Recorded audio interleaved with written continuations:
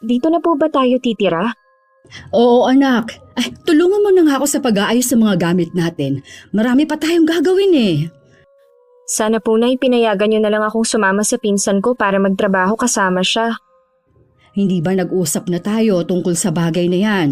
Hindi kita papayagan na magtrabaho sa Maynila.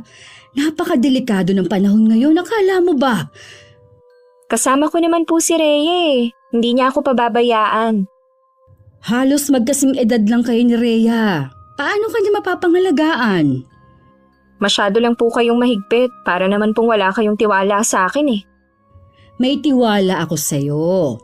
Wala lang akong tiwala sa lugar na pupuntahan nyo ng pinsan mo. Kailan niyo naman ako papayagan na magtrabaho? Hindi naman kita pinagbabawalan na magtrabaho pero ang gusto ko, yung malapit lang sana. Gusto ko lang naman makatulong sa inyo eh, lalo na sa mga gastusin natin. Sapat naman ang kinikita ko sa pagtitinda ng mga gulay para sa ating dalawa. Dito po sa bago nating nilipatan, magtitinda pa rin ba kayo ng gulay? Mukhang mainit pa naman ang klima dito. Sabi ni Kuya Hilario ipapasok niya akong katiwala sa isang poultry dito. Baka may bakante pa, pwede ko siyang pakiusapan na ipasok ka para magkasama tayo. Sige nga po, Nay. Gusto ko na kasi talagang magtrabaho eh. Gusto ko yung may sarili akong pera. Sige na, tapusin mo na yung ginagawa mo at nang makapunta na tayo sa bahay ng tiyuhin mo. Binilisan ko na nga ang ginagawa ko. Nabuhayan na rin ako ng pag-asa na makakapagtrabaho na ako. Sa edad ko kasing 20, sabik na talaga akong kumita ng pera at makatulong kay inay. May gusto rin kasi akong bilhin para sa sarili ko. Nahihiya naman ako manghingi pa kay inay dahil alam kong sapat lang ang kinikita niya. Nang matapos namin ang ginagawa, lumabas na kami ng bahay para puntahan ang bahay ni Tio Hilario. Malapit lang naman ang sa kanila. Nang natanaw na namin ang bahay ng nakakatandang kapatid ni inay, binilisan na namin ang paglalakad. Pero bigla kami natigilan dahil sa dalawang boses na nagtatalo. Nagkatinginan pa kami ng inay bago siya sumenyas na lumayo kami sa may pinto. Hindi ka na nga nakakatulong sa akin. Puro perwisyo pa ang binibigay mo. Kailan ka ba talaga magtitino, ha? Pabayaan nyo na lang kasi ako, Tay. Sa tanda ko ba namang to eh. Kung pagsalitaan nyo ako, para pa rin akong teenager. Yun na nga eh. 30 ka na pero hanggang ngayon wala ka pa rin inaatupag kundi ang pakikipagbarkada mo. Ano naman po masama sa pakikipagbarkada? Kayo nga sa edad nyong yan may mga kaibigan pa kayo. Ako pa kaya? Mabuti sana kung ang mga barkada mo mabuting impluensya sa'yo, kaso hindi! Tay, tigilan nyo na nga ako. Hindi ba kayo naiya sa mga kapitbahay natin? Daig nyo pa ang inay kung makaputak eh. Walang hiya ka talaga! Hindi mo na ako ginalang! Kung makipag-usap ka sa akin, para lang akong kaedad mo! Yan naman ang tingin nyo sa akin kahit noon pa eh. Pinakawalang hiya nyong anak. Bakit? Totoo naman ah! Oh, saan ka naman pupunta? Kinakausap pa kita! Talaga bang pinaninindigan mo na ang pagiging bastos at walang modong anak? Oo na. Hindi naman magbabago pa ang tingin nyo sa akin kahit ano pang gawin ko eh. Gago ka pala eh! Wala ka naman talagang ginagawang mabuti! Paano magbabago ang tingin ko sa'yo? Kaya nga alis na lang ako dito. Tapos ano? Pagbalik mo, may dala ka na naman bagong problema? Brandon! Bumalik ka rito! Madilim na madilim ang anyo ng pinsan ko nang dumaan sa harapan namin. Nakakatakot din ang ibinigay niyang tingin sa amin. Bigla na lang ako napatungo. Lumapit naman ang inay sa may pinto kung saan nakatayo si Tio Hilario. Bahagya pang nagulat ang kapatid ni inay nang makita kami.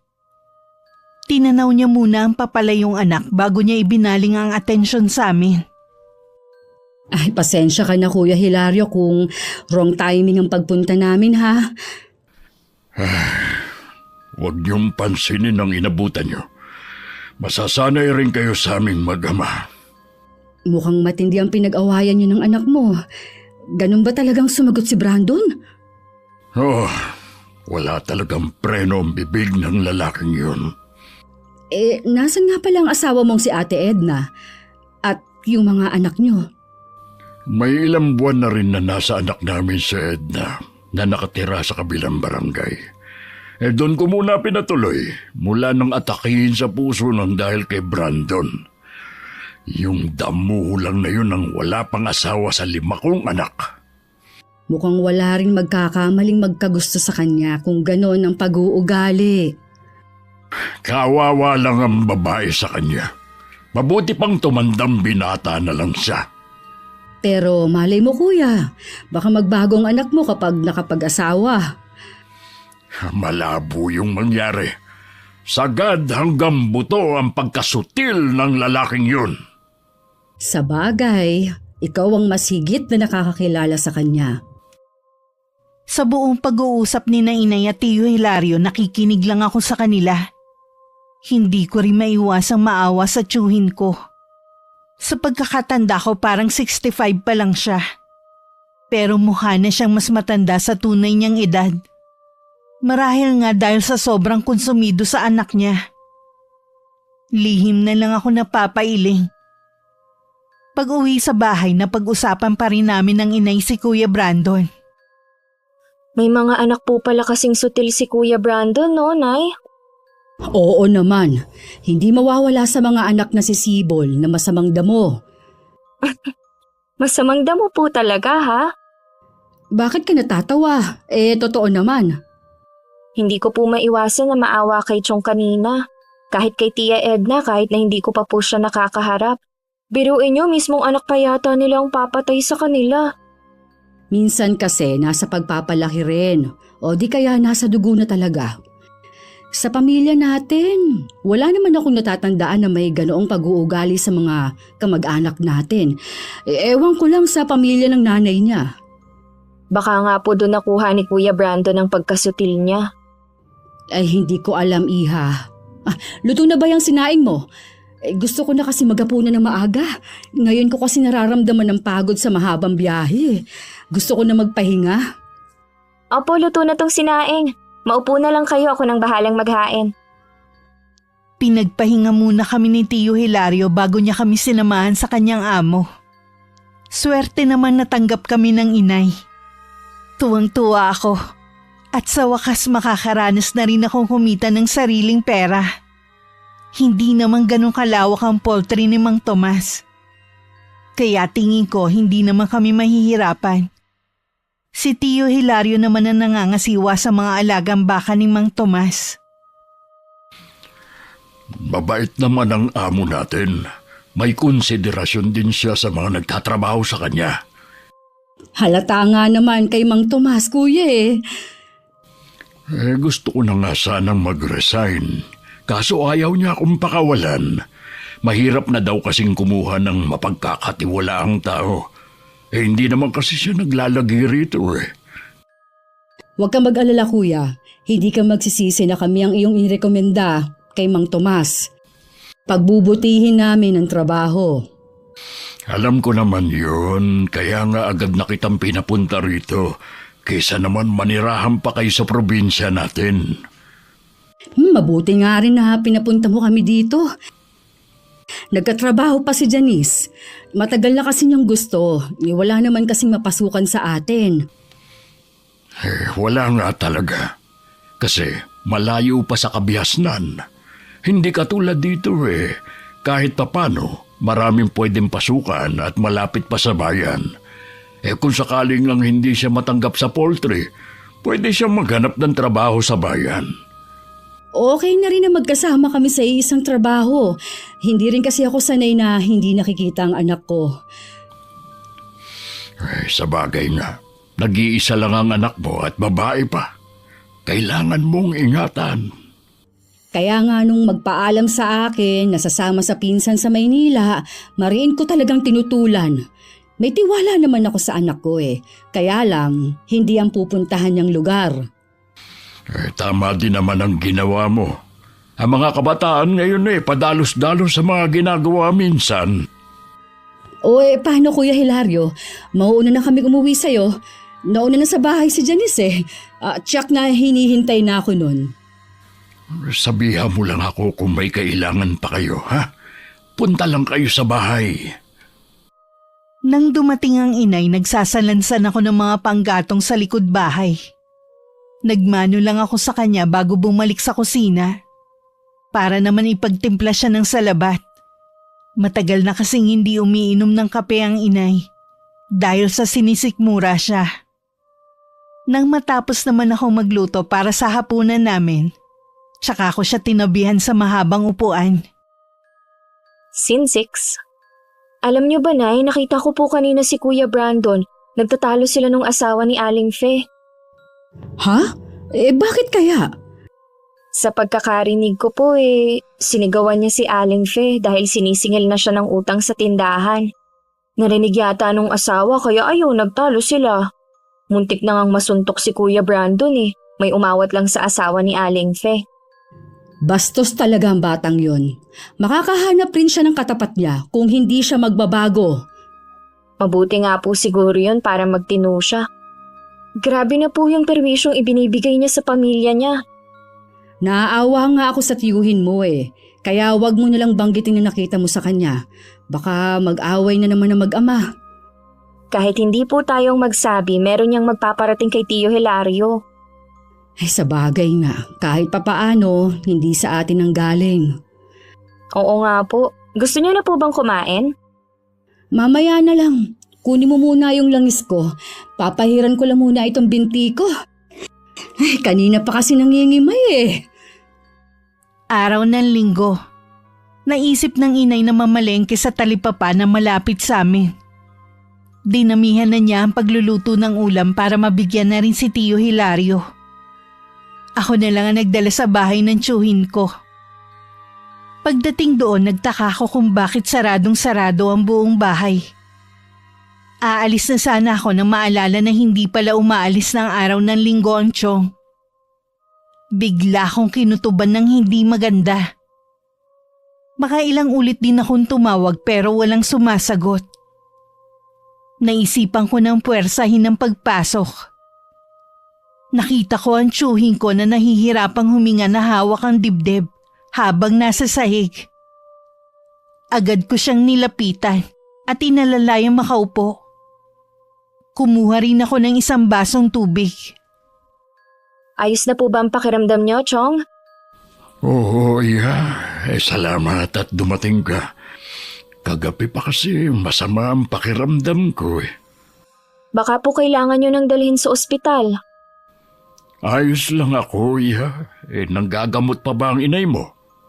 Paminsan-minsan na lang po, Chong. Tatawagin ko po siya para pumunta dito. Sandali lang po ako. Hindi na kailangan, nandito na ako. Nay! Buti dumating kayo. Nagtaka na kasi kung bakit hanggang ngayon hindi ka pa rin umuuwi. Kinutuban ako na baka may masamang nangyari.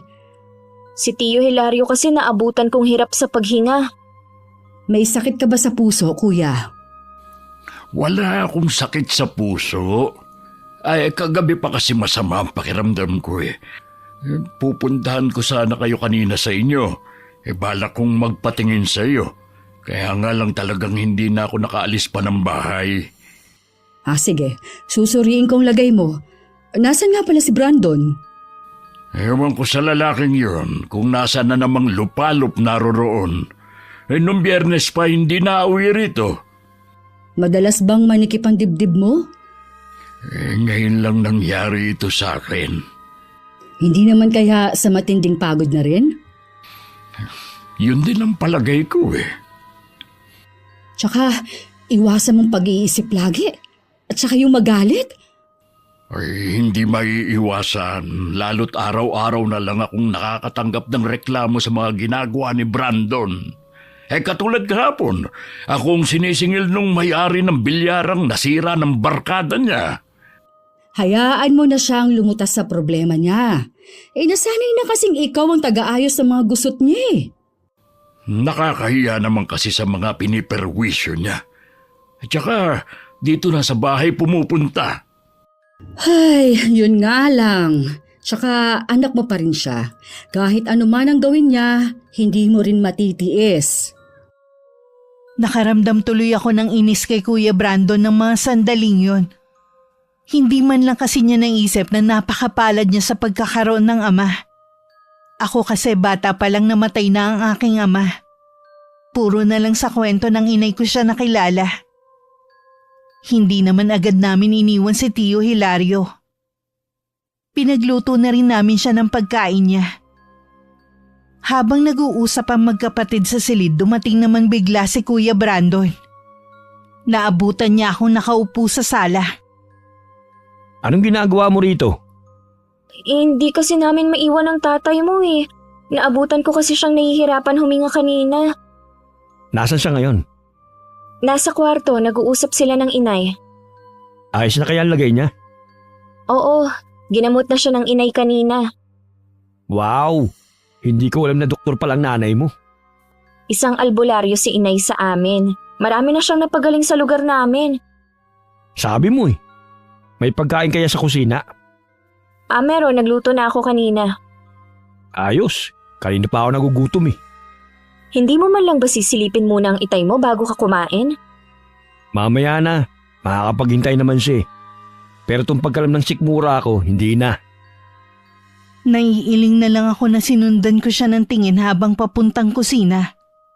Tumayo na lang ako at pumasok sa silid kung nasan sina inay at Tio Hilario. Sinabi kong dumating na si Kuya Brandon at kumakain sa kusina. Hindi naman maitago ang pagkadismaya sa mukha ni inay.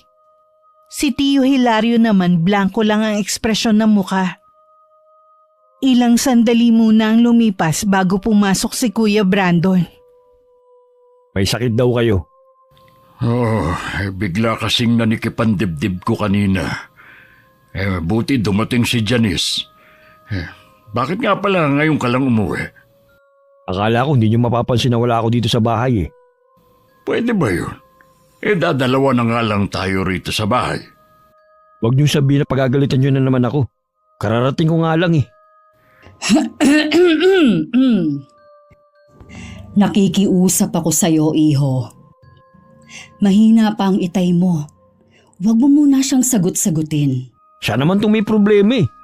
Minsan na nga lang ako magpakita dito sa bahay, pinapagalitan pa ako. Kaya lang yun ginagawa ng itay mo dahil sa pag-aalala sa'yo. Ibang klase rin naman kasi yung paraan niya ng pag-aalala eh. Huwag kang bastos! Lumabas ka rito sa kwarto ko! May sakit na nga kayo, ganyan pa rin kayo. Lumabas ka na muna, iho. Hayaan mo na lamang munang magpahinga ang tatay mo. Walang imik naman na lumabas ng silid si Kuya Brandon. Pinagsabihan naman ng inay ang tsuhing ko na maging kalmado lang. Bago kami umuwi, pinakain muna namin si Tio Hilario. Nag-aalangan ngang iwan ng inay ang kapatid niya. Kaso ayaw naman sumama sa bahay namin si Chong. Paglabas ng bahay, kausap ni Kuya Brandon ang 3 niyang barkada. Ni hindi na niya kami napansin na umalis ng inay. Kinabukasan pumasok na rin sa trabaho si Tio Hilario. Sigurado ka bang kaya mo na magtrabaho, kuya? Oo naman, wala na akong sakit na nararamdaman. Si Brandon ba nasa inyo pa? Iniwan kong natutulog pa. Kaya nga ako pumasok para hindi ko siya makita sa bahay. Suko na talaga ako sa batang yon. Kanina, umagang-umaga, may nagpunta sa bahay, naniningil ng utang. Ay, sabi ko naman kasi sa'yo, lumipat ka muna sa bahay. Total, sa'yo naman yun. Nakikitira lang kami. Ayos lang naman ako dun sa amin. At saka ayoko rin kasing iwan ng bahay kay Brandon. Dahil tiyak na bababuyin lang niya yun. Baka doon na niya patirahin ang mga barkada niyang halang ang mga bituka. Dadalaw-dalawin ka na lang namin ni Janice sa bahay niyo. Hindi ko rin kasi maiwasan na mag-alala sa'yo eh. Iniisip mo ba na baka may gawin na hindi maganda si Brandon sa akin? Hindi ko naman talaga kilala ang anak mo. Pero minsan, sumasagi yun sa isip ko. Sabi mo nga, malakas ang impluwensya sa kanya ng mga barkada niya. Sa totoo lang, yun din ang iniisip ng mga anak ko at ni Edna. Kung susunod naman ako sa kanya, paano ang mga gamot niya? Kailangan ko pa rin talagang magtrabaho. Ayoko na iasa na lang sa iba pa naming anak ang mga pangangailangan namin.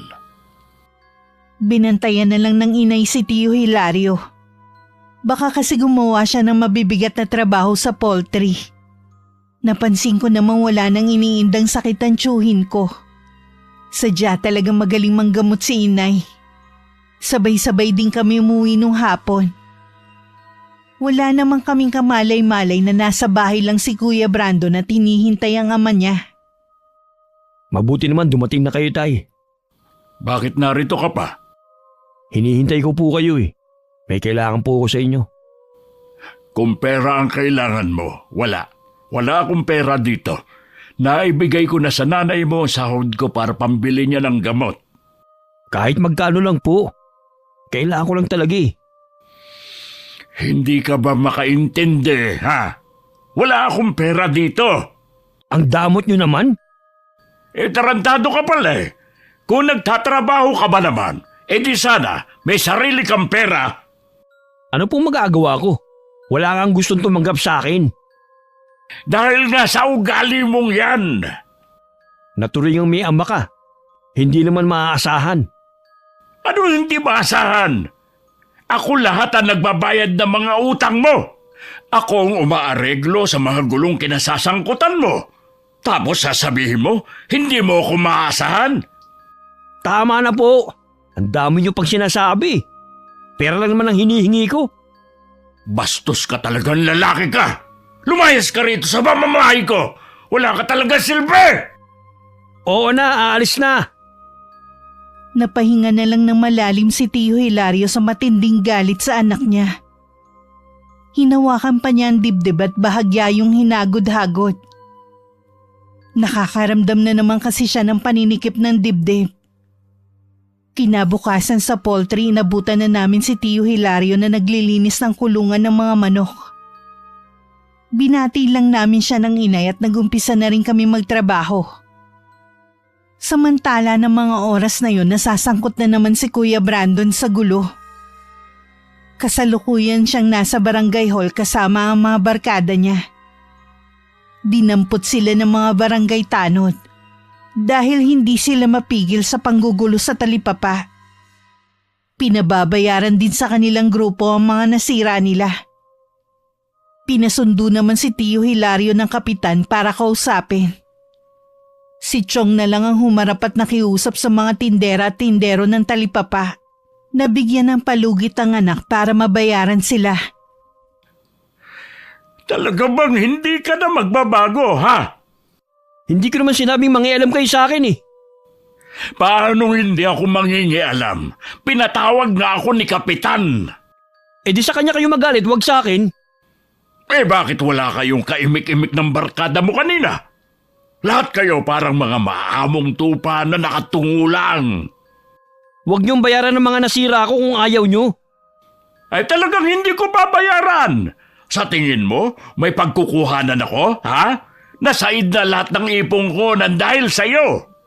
Kahit kailan naman talaga, wala kayong kwentang ama sa akin eh. Mabuti pa sa mga kapatid ko. Ibang trato mo sa kanila. Pagkatapos ng lahat ng sakripisyo ko sa'yo, ako pa palang walang kwentang ama sa'yo?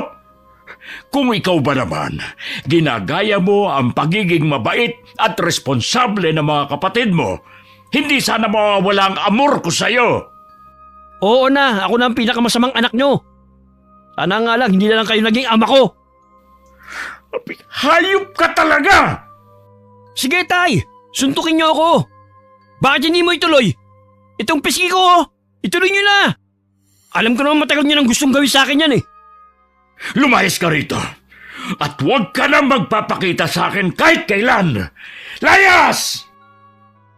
Nakarating sa amin ng inay ang ginawa ni Kuya Brandon. Pinuntahan din namin si Tio Hilario sa bahay niya na parang pagod ang itsura.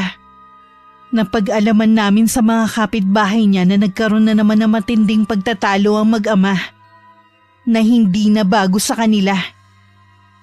Oh, ayos ka lang ba, Kuya Hilario? Nabalitaan niyo na siguro ang ginawang katarantaduhan ni Brandon. Oo, Kuya. Kalat na dito sa buong lugar natin. Bakit naman ginawa ni Brandon yun? Naghahanap buhay lang naman ang mga taong yun eh.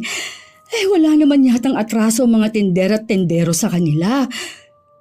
Hindi ko alam kung anong pumasok sa mga utak ng barkada niya para gawin yun sa mga taong yun. Sakit nga talaga siya sa ulo.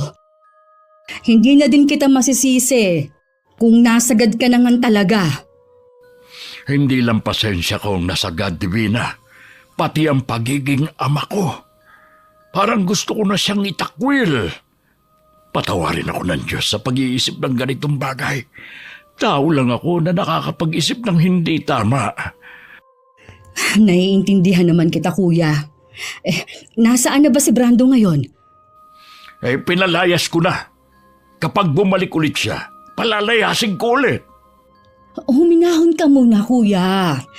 Hayaan mo munang lumamig ang sitwasyon. Mula noon, hindi na talaga maganda ang ugali ng batang yun. Lagi siyang inirereklamo ng magulang ng mga kaklase niya.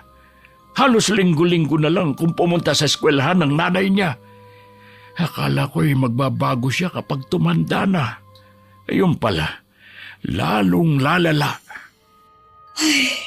Wala na akong masabi, Kuya, sa anak mo.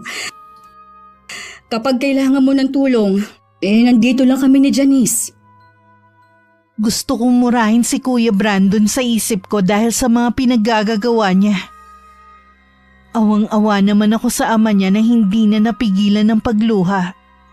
Nang mga sumunod na araw, saksi kami nung pinuntahan ng mga naperwisyo ni Kuya Brandon ang tiyuhin ko. Siya ang sinisingil ng mga tindera at tindero ng talipapa sa mga nasirang gamit at paninda. Samantalang si Kuya Brandon ng mga sandaling yun, abala naman sa pakikipag-inuman sa mga kabarkada. Nang pauwi na, biglang sumulpot sa harapan niya si Neil, ang tindero ng isda sa talipapa. Kumusta ka na, pare? Ayos lang. Anong kailangan mo sa akin? Nakalimutan mo na ba? May utang kang dapat bayaran. Sinira mo ang paninda ko sa talipapa. Alam mong inutang ko lang ang pampuhunan ko doon. Hanggang ngayon, hindi pa rin ako nakakabayad sa taong inutangan ko. Wala akong babayad sa'yo. Kaya tumabig ka dyan sa daraanan ko. Ang lakas ng loob mo at ng mga kaibigan mo na manira ng kabuhayan ng ibang tao. Wala ka naman palang pambayad. Nakikilala mo ba kung sino ako, ha? Oo naman. Sakit ka ng ulo ng pamilya mo at ng mga taga rito. Alam mo naman pala kung sino ako eh. Dapat matakot ka sa pwede kong gawin sa'yo. Hindi naman ako nandito para maghanap ng gulo. Gusto lang kitang singilin.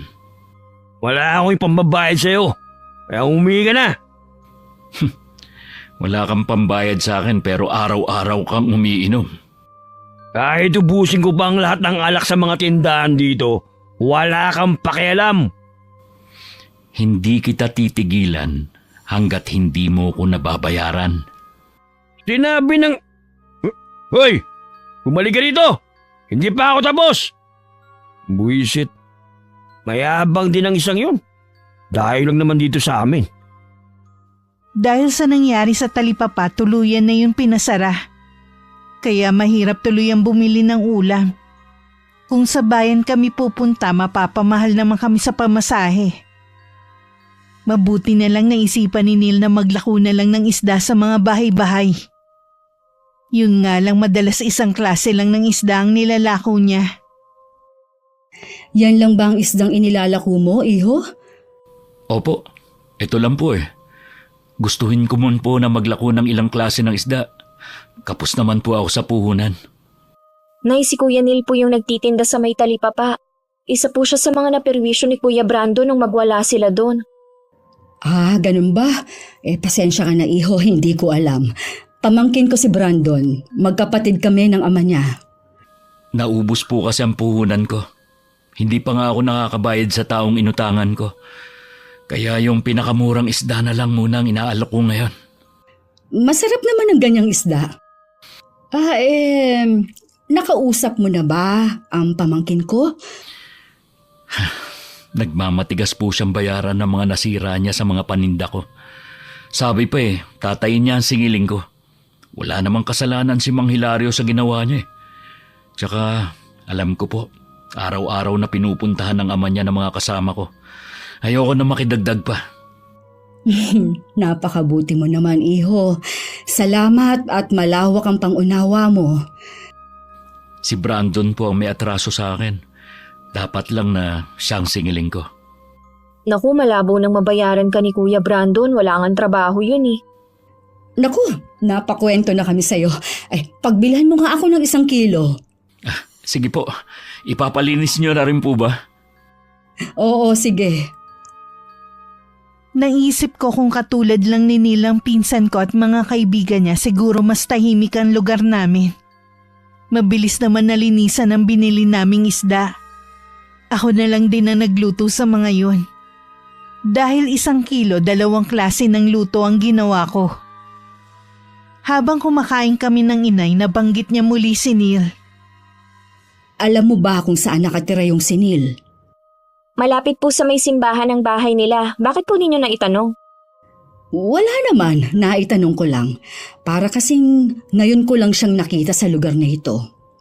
Dayo lang po sila ng pamilya niya dito. Mas nauna pa nga po tayo eh. Ganun ba?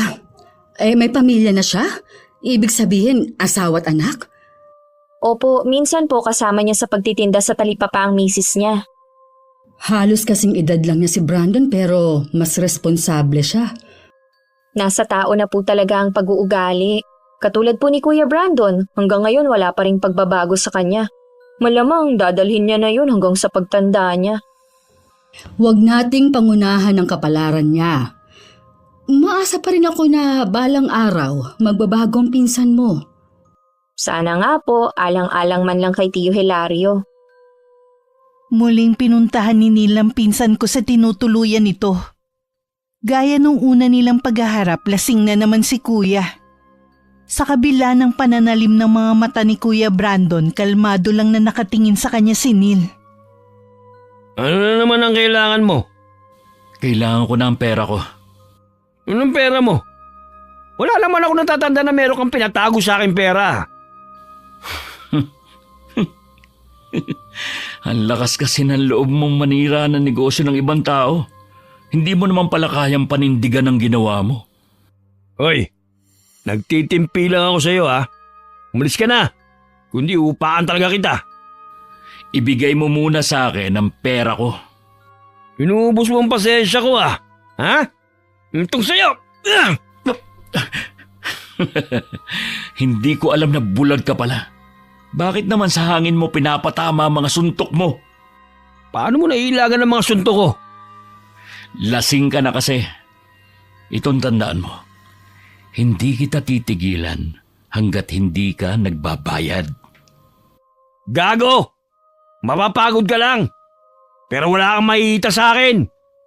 Tignan natin. Hindi mo ako kilala. Pinagbabantaan mo ba ako? Sinasabi ko lang ang pwedeng mangyari sa'yo. Noon lang namin ulit nakitang naglako ng isda si Neil. Ilang araw na kasi namin siyang inaabangan ng inay sa hapon. Akala nga namin nag-iba na siya ng oras ng pagtitinda.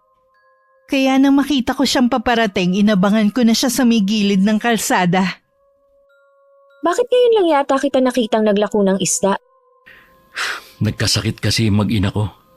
Kaya wala akong magawa kundi tumigil muna.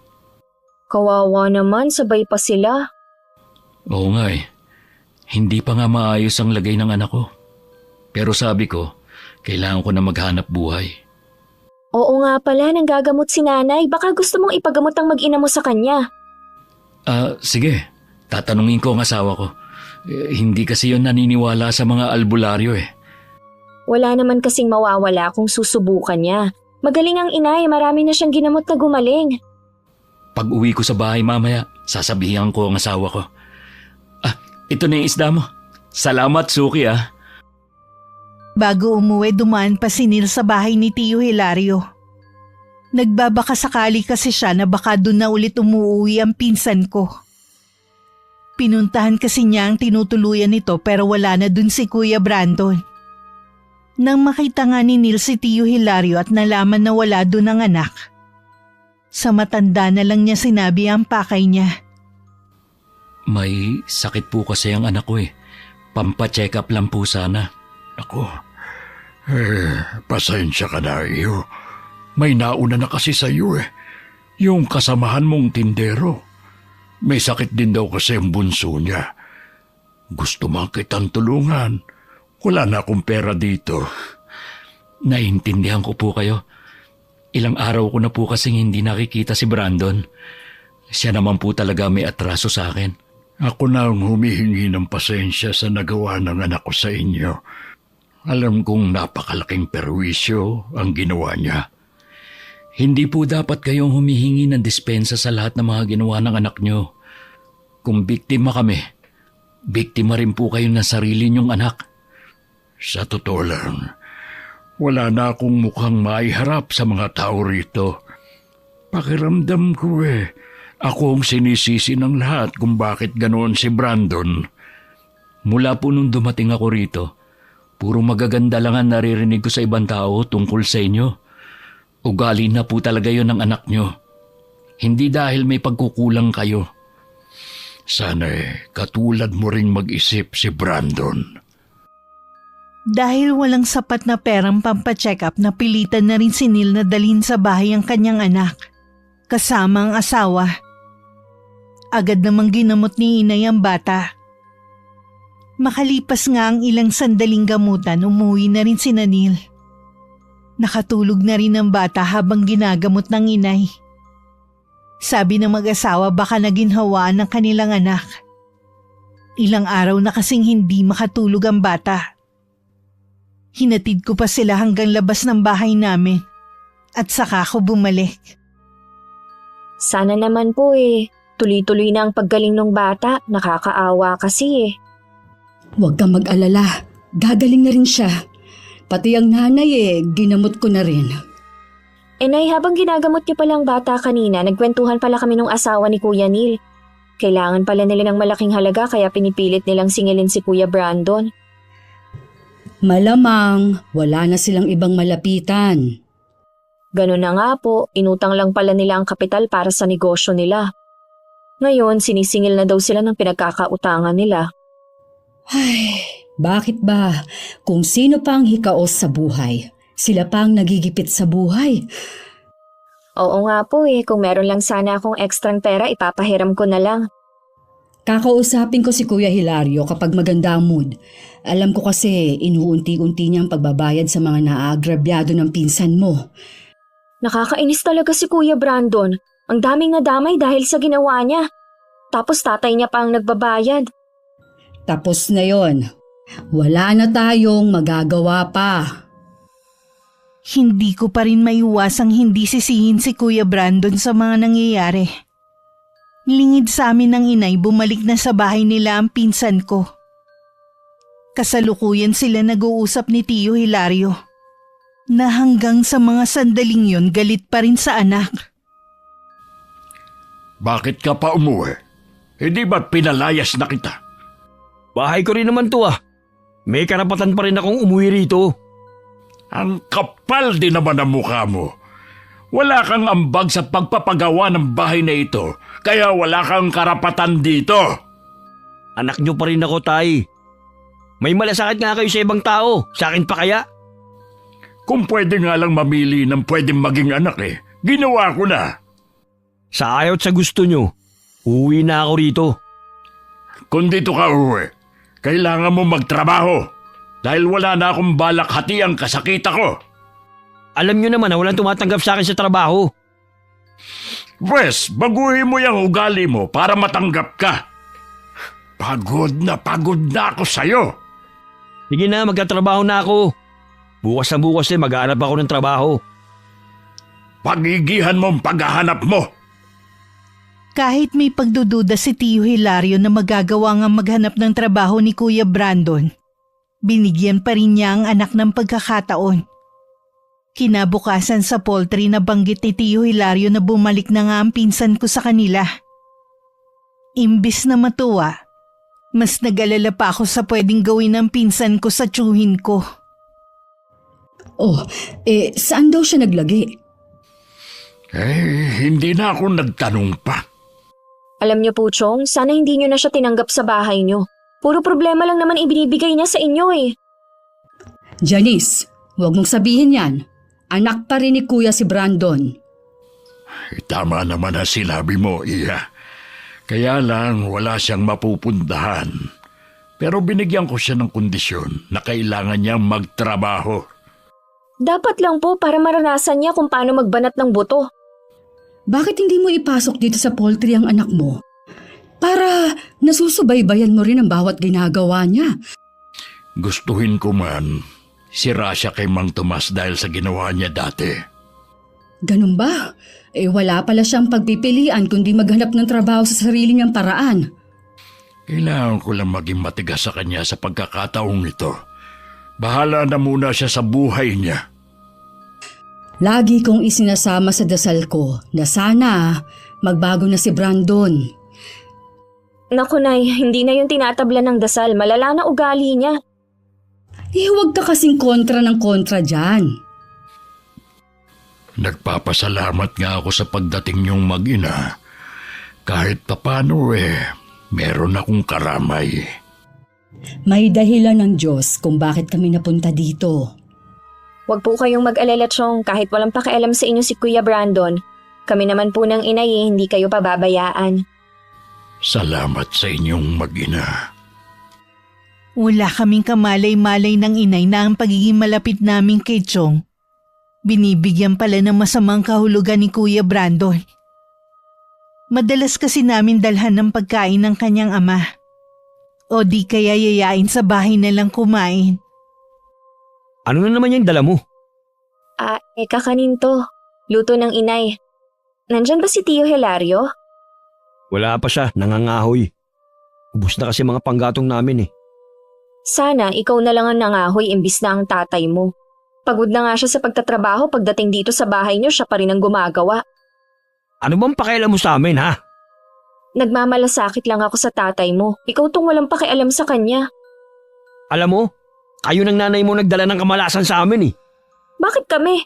Para sabihin ko sa'yo, ikaw ang malas dahil wala ka nang ginawa kundi bigyan ng problema si Chong. Siguro kayo ng nanay mo nagsusulsul sa tatay ko para lalong magalit sa akin. Huwag mo kaming pagbibintangan ha. Bago pa kami dumating, matagal nang galit sa'yo ang tatay mo. Tapos ginagatungan nyo pa. Lalo tuloy lumalayo sa akin ang loob ng ama ko. Kasalanan mo rin kung bakit lumayo na ang loob sa'yo ni Chong. Naaawa lang kami sa kanya dahil malayo siya sa asawa at iba pa niyang mga anak. Kung hindi ka lang niya iniisip, matagal ka na niyang iniwan. Eh di gawin niya, wala akong pakialam. Mabuti nga eh, para may benta ng bahay na ito. Hindi naman ikaw ang may-ari ng bahay na to, mahiya ka naman. Ikaw ang mahiya. Lumayas ka rito. Dalhin mo yung kakanin mo pa uwi. Dahil walang kakain yan dito.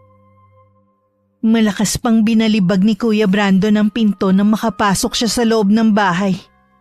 Nagngingit-ngit naman na umuwi na lang ako sa amin. Nagtataka naman ang inay sa itsura ko. At kung bakit dala ko pa din ang kakanin na ginawa niya. Sinabi ko naman na naging sagutan namin ni Kuya Brandon. Sa tingin ko, nagsiselos lang ang pinsan mo dahil sa atensyon na ibinibigay ng tatay niya sa atin. Kasalanan din naman niya eh. Kung pinapahalagahan sana niya ang tatay niya, hindi mababaling sa atin ang atensyon ng Chong. Ang mabuti pa, iwasan na muna natin ang pagpunta sa bahay ni Kuya. Bigyan natin sila ng pagkakataon na magkasarilinan. Baka nga kalabisan na rin ang presensya natin sa kanila. Paano po kung puntahan tayo dito ni Chong? Okay lang yon. Ang importante hindi muna tayo magpapakita sa bahay nila. Sa bagay nga, ayoko naman na makadagdag pa tayo sa alalahanin ni Tio Hilario. Alam ko naman na malawak ang pangunawa mo kahit bata ka pa. Ikaw na lang ang bahalang umunawa sa pinsan mo. Nang mga sandali ring yun, nagtatalo ang mag-ama. Dahil sinumbong ng isang kapitbahay ang ginawa sa akin ni Kuya Brandon. Hindi ko kasi alam na may nakakita sa pagtatalo namin ng pinsan ko. Ang taong yun may matindi ring galit kay kuya. Kaya naman kapag may pagkakataon na makakita ng butas, sinusumbong niya agad kay Chong ang mga ginagawa ng pinsan ko. Nakapagsumbong na kagad pala sa inyo yung babaeng yun. Walang sinasabi ang pinsan mo sa akin. Kita mo ngang kararating ko lang halos dito sa bahay eh. Sino pala nagsabi sa inyo? Alam ko na. Ang isa sa mga tsismosang kapitbahay natin. Mga sipsip din talaga eh. Mabuti nga at sinabi sa akin. Ikaw, Brandon, ang mag-ina na nga lang ang kamag-anak natin, tinataboy mo pa. Dahil nga sa'yo, kaya tayo iniiwasan ng mga kamag-anak ng nanay mo. Wala akong pakialam sa kanila. Hindi naman sila maaasahan sa oras ng kagipitan eh. Kasi nga, pasaway ka. Paano kanila tutulungan sa oras ng kagipitan? Ultimo sila, piniperwisyo mo. Ito yung gusto ng mag-ina eh. Yung nagtatalo tayo lagi. Noon pa man, lagi na tayong magkagalit. Kaya huwag kang maghanap ng masisisi mo. Makaalis na nga dito sa bahay na ito. Bad trip talaga. Saan ka na naman pupunta? Kung sinusunod mo sana ang sinasabi ko sa iyo na maghanap ka ng trabaho, di sana may pakinabang ka. Ano nga ang gagawin ko kung walang tumatanggap sa akin? Dito ka lang kasi naghahanap sa atin. Alam mo naman na kilala na ang reputasyon mo dito. Sana sa ibang lugar ka maghanap ng trabaho. Huwag kayong mag-alala. Maghahanap talaga ako sa ibang lugar ng trabaho. Hindi nyo na ako makikita pa dito kahit na kailan. Naiiling na lang si Tio Hilario habang sinusundan ng papalayong tingin ng anak. Hindi akalain ng tiyuhin ko na tototohanin ni Kuya Brandon ang sinabi niya. Ilang araw na kasi siyang hindi umuuwi. Pinagtanong-tanong rin nga ni Tio Hilario kung may nakakita sa anak. Pero lahat sila iisa ang sinasabi. Ilang araw na rin hindi nakikita si Kuya Brandon. Maging sa tindahan na laging tinatambayan ng grupo niya.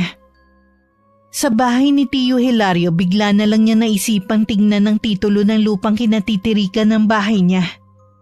Pero ganun na lang ang naramdaman niyang takot. Nang wala sa kinalalagyan nito ang titulo at iba pang papeles. Agad siyang kinutuban na kinuha yun ni Kuya Brandon. Huminahon ka lang, kuya. Baka mapano ka eh. Paano kung hihinahon? Ang sutil kong anak, ninakaw ang titulo ng bahay namin. Sigurado ka bang si Brandon ang kumuha? Ay, walang ibang kukuha nun kundi siya lang. Ang ibig ko sabihin, baka kung saan lang nakalagay yung titulo. Nasisiguro kong nandun lang yun nakalagay kasi ako nagtago. Sobra na talagang lalaking yun. Hindi ko siya mapapatawad. Oras na ibenta niya ang lupang yun. Sana naman huwag magkatotoong hinala mo, kuya. Ay, sana nga. Baka kung ano lang ang magawa ko sa kanya. Nang araw ding yun, pinuntahan ni Tio Hilario ang asawa sa kabilang barangay para ipaalam ang ginawa ng kanilang anak. Kahit ang mga kapatid ni Kuya Brandon dismayado sa ginawa niya. Maaga palang pinuntahan na ng asawa ni nilang inay sa bahay namin. Namamagaraw kasi ang mga binti ng asawa dahil sa pambubugbog. Hindi naman nag-aksaya ng panahon ng inay. Agad na niyang kinuha ang mga gamit sa panggagamot. Sumama na rin ako sa kanya. Pagdating sa bahay, puno ng pasa ang buong katawan ni Neil. Namanas na rin ang mga binti niya na nagkukulay itim na. Ilang araw na ito? Pang-apat na araw na po ngayon. Bakit mo naman pinabayaan, iho? Sapat lang po kasi ang kita ko para sa aming pagkain. Kaya hindi kami makapunta sa doktor. Gagawin kong lahat para maisalba ang mga binti mo.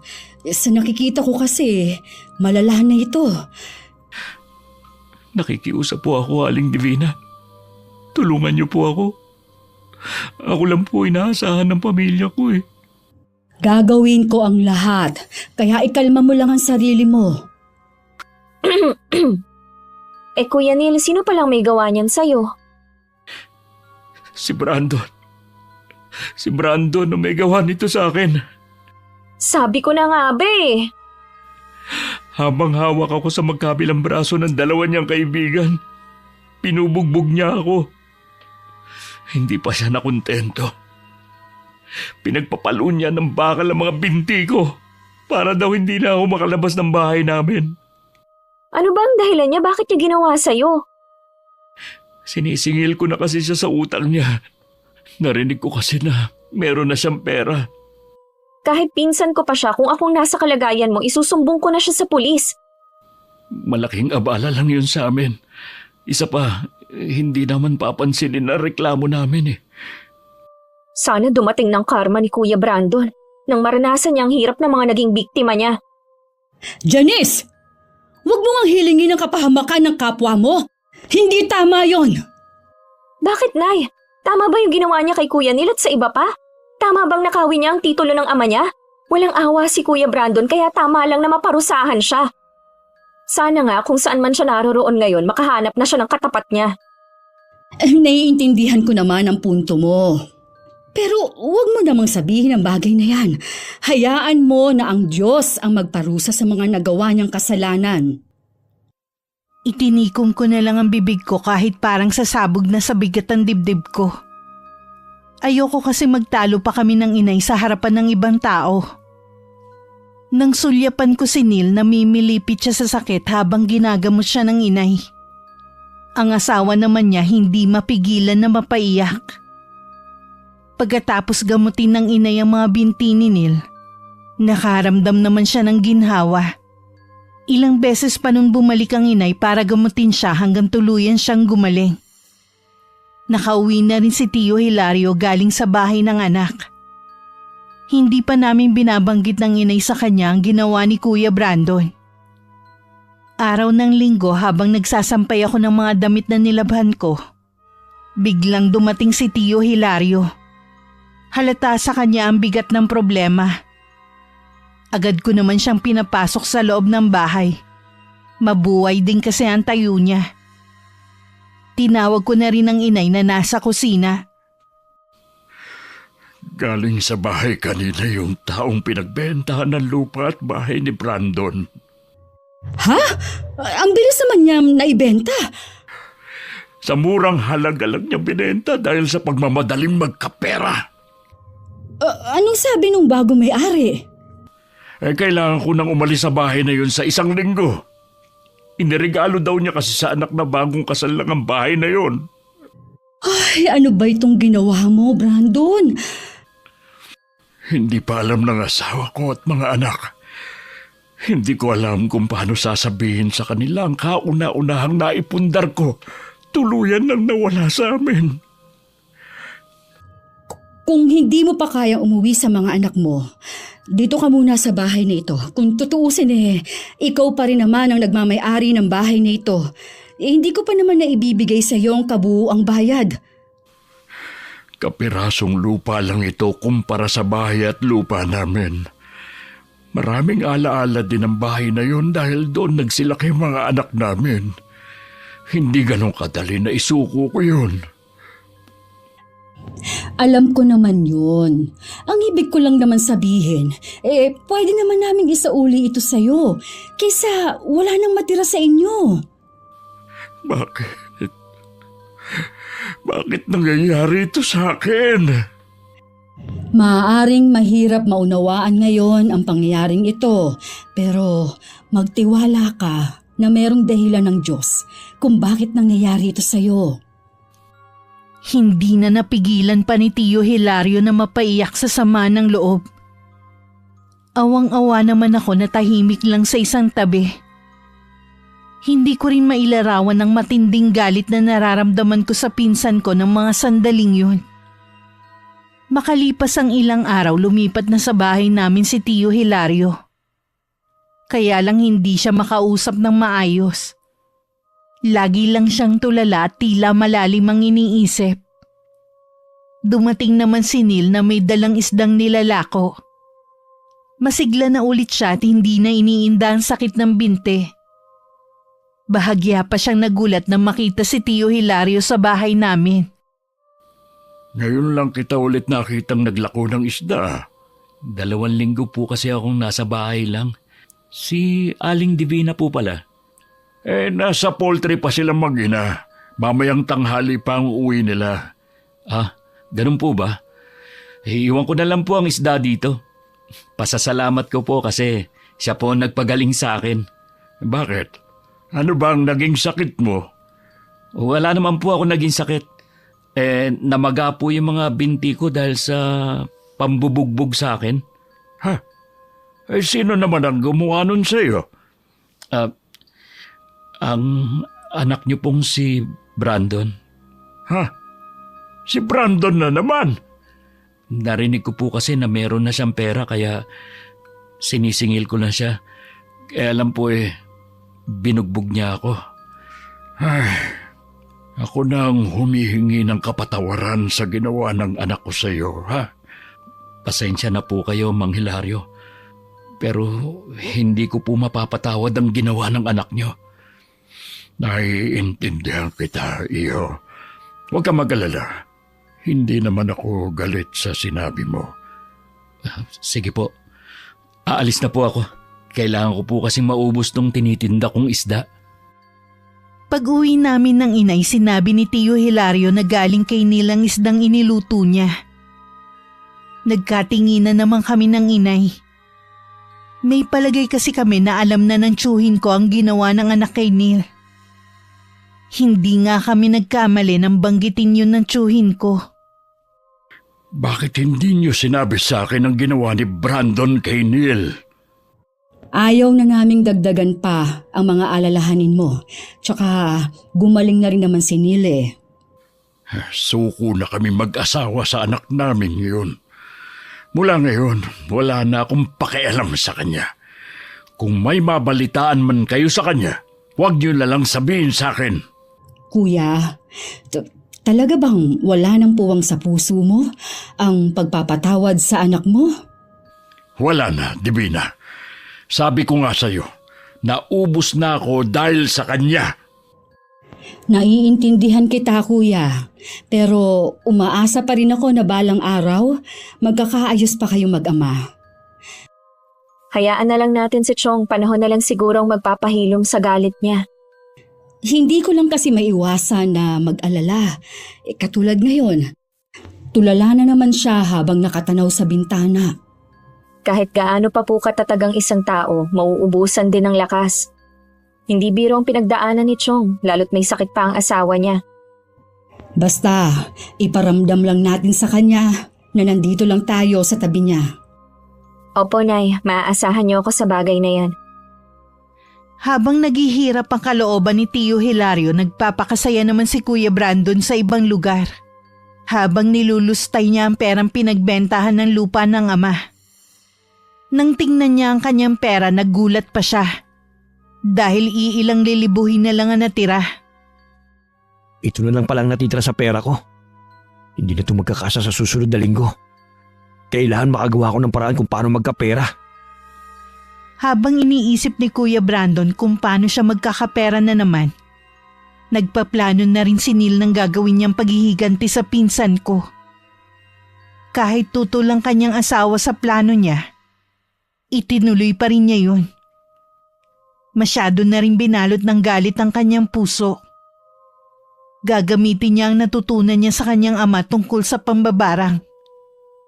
Hindi niya akalain na balang araw magagamit niya yun. Ipararanas ko rin sa iyo ang lahat ng hirap at sakit na naramdaman ko.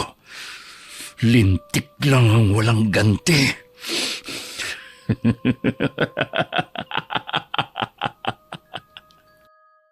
Labis din ang pag-aalala namin kay Tio Hilario.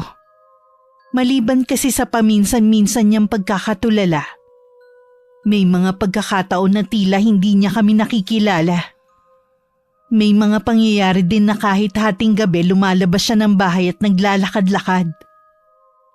Tuwing tatanungin namin siya ng inay, sinasabi niya na gusto lang niya magpahangin. Nasaan ang Kuya Hilario? Natutulog po sa may duyan. Huwag po kayo mag-alala, hindi ko po siya inaalisan ng paningin ko. Ay, mabuti naman. Lagi na lang ako nag-aalala kay Kuya tuwing wala ako dito sa bahay. Ano kayang nangyayari kay Chong? Ay, hindi ko rin alam, Iha. Baka nakakaranas siya ng depresyon dahil sa mga pangyayari. Walang dapat sisihin sa nangyayari sa kanya kundi si Kuya Brandon. Nasaan na kayang walang kwenta niyang anak? Hanggat may pera siya, hindi yun magpapakita. Sana lang wag na siyang magpakita dahil oras na makita ko siya, makakatikim siya sa akin ng masasakit na salita. Kahit ako, nakakaramdam na rin ng galit sa lalaking yun tuwing nakikita ko si Kuya Hilario sa ganitong kalagayan. Wala po ba kayong planong sabihin sa mga anak ni Chong ang nangyayari sa ama nila? Bala kong pumunta sa 1 linggo sa kanila. Bantayan mo muna ang tiyuhin mo habang wala ako, ha? Habang lumilipas ang mga araw, napansin naming parang palala ng palala ang nangyayari kay Chong. May mga pagkakataon na rin kasi na para siyang nag-iisip bata. Minsan kasi pinaglalaruan na niya ang pagkain niya sa plato. Kuya, hindi tamang pinaglalaruan ng pagkain sa kamay. Lalayuan tayo ng grasya niyan. Pasensya ka na, Divina. Oo nga pala, papagalitan tayo ng itay. Ayaw nga pala nun na nag-aaksaya ng pagkain. Sabi niya mahalaga ang bawat butil. Naaalala mo pa pala mga pangaral sa atin ng itay noon. Oo naman, hindi ko na uulitin na maglaro ng kanin. Sa labas na lang ako maglalaro. Bakit tumayo ka na kaagad? Tapos ka na bang kumain? Maglalaro muna ako sa labas, ha? Edi sige, huwag kang lalayo. Hindi naman talaga siya maglalaro na parang bata, kundi titingin lang sa malayo at mag-iisip na naman.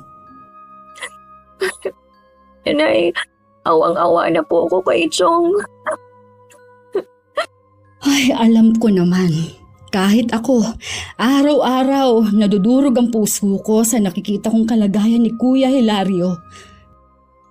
Maagang umalis ang inay. Kami lang ni Tio Hilario ang nasa bahay ng mga oras na yon. Tahimik lang naman ang tiyuhin ko habang nasa duyan. Mabuti na lang nabawasan na yung paglalakad-lakad niya nang hindi namin nalalaman. Delikado naman kasi yon. At baka masagasaan pa siya sa kalsada. Naghihintay na lang ako ng oras para sa tanghalian namin nang biglang sumulpot si Kuya Brandon. Hindi ko agad siya nakilala dahil sobrang payat niya. Blanko naman ang ekspresyon ng tiyuhin ko habang nakatingin sa kanya. Anong ginagawa mo dito? May nakapagsabi kasi sa akin na nandito raw ang itay. Saan pa kaya pupunta ang itay mo pagkatapos mong ibenta ang bahay niyo na hindi niya alam? Akala ko kasi umuwi siya sa mga kapatid ko eh. Ngayong alam mo na, pwede ka nang umalis. Teka lang naman. Kakausapin ko pa nga ang itay eh. Chong, gusto niyo po bang kausapin ang anak niyo? Kita mo? Umiiling siya. Ibig sabihin, ayaw kanyang kausapin. Tay, alam ko na galit kayo sa ginawa ko. Patawarin niyo na po ako. Bilib din naman ako sa kakapalan ng mukha mo, no? Pagkatapos sa mga ginawa mo, may gana ka pa talagang magpakita dito. Pwede bang itiko mo muna ang bibig mo? Kinakausap po pang itay eh.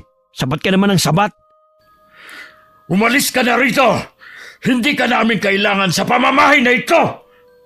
Tay, ipinagtatabuyan niyo na ako. Kaya umalis ka na! Hayaan niyo po muna ako magpaliwanag. Sinabi nang umalis ka na! Hindi ko kailangan marinig ang paliwanag mo! Sige po, aalis na ako. Pero babalik ako rito. Nang makaalis si Kuya Brandon, isinara ko ang pinto. Baka kasi bigla na naman siyang sumulpot sa bahay. Nang sulyapan ko si Tio Hilario, parang baliwala naman sa kanya ang biglang pagdating ng anak. Nang dumating ang inay, agad ko yun sinabi sa kanya. Hindi rin siya makapaniwalang pupunta sa amin ng pinsan ko. Malamang, naubos na ang pera niya kaya nagpakita na siya. Yun din po ang naiisip ko. Anong sabi ni Kuya Hilario? Mukhang hindi niya nakikilala ang anak niya. Pinagtabuyan nga niya eh. Baka nga pala sa 1 linggo pa nila masusundo ang Tio Hilario mo. Maghahanap pa kasi sila ng mag-aalaga sa mag-asawa. Lahat pala kasi ng anak ng tiyo mo may mga trabaho. Ibig pong sabihin pala maigi ang mga buhay nila doon. Oo, tatay lang daw kasi nila ang mapilit na magtrabaho pa at para magkaroon ng ambag sa pambili ng gamot ng asawa. At tingin daw nila kaya hindi umuuwi sa kanila ang ama dahil nga kay Brandon. Ang dami pala talagang sakripisyo ni Chong tapos ito lang ang igaganti ng visit niyang anak. Inay, ano pong reaksyon nila sa nangyayari sa itay nila? Ipapa-check up daw nila para malaman pero tingin daw nila depresyon din. Kahit sino po siguro magkakaroon ng depresyon kay Kuya Brandon. Oo nga, sana huwag na muna siyang magpakita kay kuya. Baka kasi lumala lang ang kalagayan ng ama niya. Balak pa nga pong bumalik dito Ako na lang ang kakausap sa kanya kapag bumalik. Lumipas pa ang 1 linggo bago muling bumalik si Kuya Brandon. Kung payat siya nung una kong nakita, mas lalong bumagsak ang katawan niya ngayon. Kita na kasi ang mga buto niya sa leeg at nanlalalim din ang mga mata na parang hindi na natutulog sa gabi. Tila hindi rin siya naliligo ng ilang araw dahil madumi na ang suot na damit at pantalon. Tahimik lang akong naupo sa tabi ni Tio Hilario at si Inay naman ang humarap sa kanya. Chang, gusto ko sana makausap ang itay. Sa akin mo na lang sabihin ang gusto mong iparating sa kanya. Hindi kasi maganda ang lagay ng ama mo ngayon. May sakit po bang itay? Wala naman. Kaya lang tingin ko ay nakakaranas siya ng depresyon dahil sa sunod-sunod na problemang kinakaharap niya. Ganun po ba? Dito na po ba siya titira? Pansamantala, habang hindi pa siya kinukuha ng mga kapatid mo. Kasi po, kung nasa ng itay, dapat nandun din ako. Ano? Gusto mo tumira dito sa amin? Huwag ka munang sumabat, Iha. Hayaan mo muna kaming mag-usap. Sige po, Nay. Pasensya na. Iho, saan ka ba naglagay ng mga panahong may pera ka? Bakit hindi mo ginamit yung pinagbentahan ng bahay sa maayos? Mabilis lang po kasi ang pera Tsaka, hindi naman po malaki ang perang nakuha ko. Dahil doon, sobrang nag-isip ang tatay mo. Masyado niyang dinibdib ang bagay na yon. Lagi lang siyang tulala at malayo ang tingin. Pasensya na po. Hindi ko naman gusto mangyari yun sa kanya Pasensya ka na rin, Iho. Pero hindi ka namin pwedeng tanggapin sa bahay na ito. Hindi niyo po ako pwedeng paalisin dito. Pag-aari ng tatay kong bahay na ito. May katibayan ka ba? Ha? Wala. Pero hindi ko kailangan patunayan. Alam mong pag-aari ito ng aking ama. Pues, hanggat wala kang naipapakitang katibayan, hindi ka pwedeng tumira dito. Tay, magsalita naman kayo. Huwag lang kayong tumunganga dyan. Sabi ko na sa'yo, hindi magandang lagay ng itay mo dahil na rin yun sa'yo. Tay, kausapin niyo naman ako. Ipagtanggol niyo ako. Wala akong ibang pupuntahan. Kailangan ko kayo, Tay. Ano ba? Wag mo nga siyang hawakan. Huwag kang mangialam dito, ha? Brandon, kapag hindi ka umalis, tatawag ako ng mga kalalakihan para kaladkarin ka palabas ng bahay namin. Kayo talagang mag-ina mara sa buhay ko. Mula nang dumating kayo, lumayo na ang loob sa akin ng itay ko. Mawala na sana kayong mag-ina habang buhay. Kasing bulok talaga ng pagkatao mo yung lumalabas sa bibig mo. Oras na karmahin ka. Kahit kailan, wag na wag kang lalapit sa amin para humingi ng tulong. May mga kapitbahay kami na tinawag ng inay para palabasin sa bahay namin si Kuya Brandon. Sa mga nangyari parang wala lang naman kay Tio Hilario. Nakatingin lang siya habang inilalayo ng 3 kalalakihan ng anak niya. Akala namin ng inay palilipasin muna ni Kuya Brandon ng ilang araw bago bumalik. Baka ng mga panahon na yun nasundo na si Tio Hilario ng mga anak. Ngunit kinabukasan din bumalik ulit siya.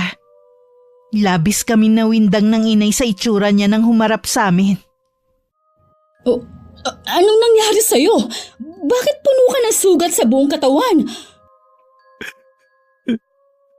Chang, tulungan niyo po ako.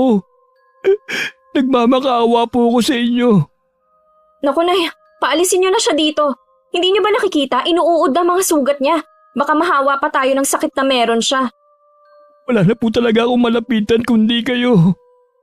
Umalis ka dito sa pamamahay namin. Nakakadiri ka, buhay ka pa, naaagnas na yung katawang lupa mo. Janice! Hayaan mo na lang akong makipag-usap sa kanya.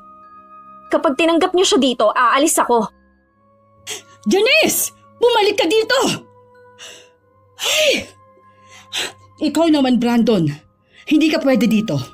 Pero pansamantala, doon ka muna sa dating kamalig sa likod ng bahay na to. Pupuntahan na lang kita para gamutin. Hinatid pa ng inay si Kuya Brandon sa lumang kamalig. Dinalhan din ng inay ng banigang pinsan ko at pinakain din bago iniwan. Hindi naman ako makapaniwala sa ginawang yun ng inay. Pagkatapos kasi ng lahat ng ginawa ni Kuya Brandon, tutulungan pa talaga niya. Pansamantala lang naman, Iha, habang hindi pa siya gumagaling. Paano kung hindi na siya umalis? Ako ang bahala. Hindi rin ako papayag na dumito siya. Kinakarma na nga siya sa mga pinagagagawa niya. Tingin ko mayroong bumabarang sa pinsan mo. Kapag hindi ko siya naagapan, yun na ang ikamamatay niya. Sino naman ang gagawa nun sa kanya? Sa dami ng nagawa niya ng atraso, nahirap nang malaman kung sino. Pupuntahan ko muna ang pinsan mo para gamutin. Sasamahan ko na po kayo. Nang mga oras na yun, kausap ni Tio Hilario ang pinsan ko. Hindi kami agad pumasok sa loob. Nakinig muna kami ng inay sa pag-uusap ng mag-ama. Bukas kasi ng umaga susunduin na ang tiyuhin ko ng isa sa mga anak niya. Marahil gusto lang niya makausap ang anak bago umalis. Patawarin niyo po ako tayo sa mga nagawa kong kasalanan sa inyo. Noon pa kita pinatawad, anak. Ang gusto ko lang, ayusin mo ang sarili mong buhay. Gaya ng sinasabi ko sa iyo noon. Hindi habang buhay, lagi akong nasa tabi mo para alalayan ka. Alam ko na po ngayon kung paano walang karamay. Binaliwala ko kayo't paulit-ulit na binastos. Ngayon, hindi niyo na ako matutulungan pa. Gagamutin ka ng Tia Divina mo. Kapag gumaling ka, huwag mo nang sasayangin ang pagkakataon na ipinagkaloob sa iyo. Opo, tay. Magbabago na po ako. Huwag niyo lang po akong iwan. Hindi kita iiwan. Narito lang ako sa tabi mo. Lagi kong ipagdarasal na gumaling ka agad. Kuya, kailangan mo na magpahinga. Janice, samahan mo ang Tio Hilario mo. Tay, Magtiwala ka lang sa Tia Divina mo. Hindi ka niya pababayaan. Kailangan nating malaman kung sino may gawa nito sa'yo. hindi ko po kayo maintindihan, Chang. Hindi sakit ang dumapo sa'yo, kundi isang sumpa. May isang tao ang may matinding galit sa'yo, kaya kanya binabarang ngayon. Barang?